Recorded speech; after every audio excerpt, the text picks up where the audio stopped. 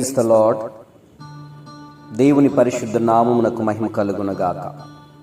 ప్రియ స్నేహితులారా, మనకు థంబ్నెయిల్లో కనబడుతున్న రీతిగానే సర్వమానవాళికి మట్టి కుండ నేర్పిస్తున్నటువంటి ఒక చక్కటి సత్యం లేదా నీతి ఏంటయ్యా అనంటే, ఒకసారి కుండను ఎవరో అడిగారట, నువ్వు ఎలాంటి పరిస్థితుల్లో అయినా చల్లగా ఉంటావు, ప్రశాంతంగా నెమ్మదిగా ఉంటావు, ఇది నీకు ఎలా సాధ్యం అని కుండను అడిగారట.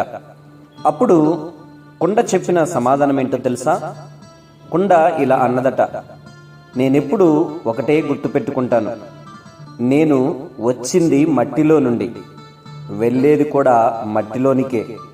కాబట్టి ఎందుకు నాకు మధ్యలో ఆవేశం, గర్వం, ఇవన్నీ కూడా నాకు అవసరమా అని ఆ అడిగిన వ్యక్తితో సమాధానంతో ఒక చిరునవ్వు నవ్వి జవాబిచ్చిందంట. ప్రియ స్నేహితులారా, ఈ మాటలు వింటున్నారా? కుండ చెప్పింది నేను మట్టిలో నుండి వచ్చానని. కుండ చెప్పింది మట్టిలో నుంచి వచ్చాను, మట్టిలోనికి వెళ్ళిపోతాను, నాకెందుకు ఈ ఆవేశం, ఈ యొక్క గర్వం లాంటివి, ఈగో లాంటివి అని. మరి మానవుడు ఎక్కడి నుంచి సృజించబడ్డాడు? మట్టి నుండే కదా. మరి మానవుడికి ఎందుకు ఈ ఆవేశం?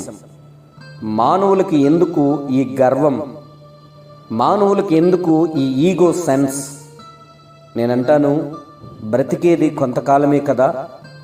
60 సంవత్సరాలు, అధిక బలమున్న ఎడల 80 సంవత్సరములని దైవజనులు చెప్పారు. అయితే ఈ మిగిలిన శేష జీవితం బ్రతికే కొలది మనము మన బ్రతుకుల్లో ఈ ఆవేశాన్ని చూపించకూడదు. ఎందుకయ్యానంటే, మనము ఎప్పుడూ ఒకటే జ్ఞప్తికి తెచ్చుకోవాలి, ఇదిగో మనము ఈ లోకంలో యాత్రికులు మాత్రమే. మనకు నివాస స్థలమైనటువంటి ఆ సియోను నగరాన్ని నిజముగా ఒక దినం చేరవలసి వచ్చి ఉన్నది.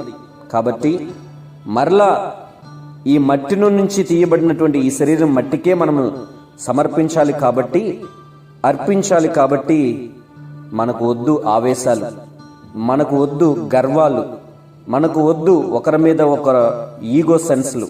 కాబట్టి ప్రియ స్నేహితులారా, బ్రతికిన కొన్నాళ్ళు మంచిగా బ్రతుకుదాం, ప్రశాంతంగా బ్రతుకుదాం, ఒక కుండవలే నెమ్మదిగా చల్లగా బ్రతుకుదాం.